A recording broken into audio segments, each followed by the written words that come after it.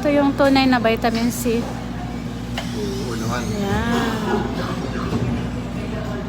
Ayan. Ito yung ano natin. Ayan.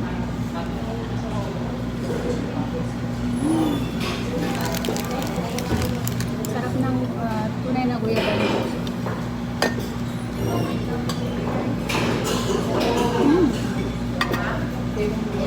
Sarap talaga. Sarap niya. Ito ang garlic rice. Ito sa pangulo ng water. Oo, masarap eh. Medyo maasim-asim. At hindi ko nalalagyan ng sugar para hindi ko mainom yung matamis-tamis. Ito yung tunay na juice ng guyabano, rich in vitamin C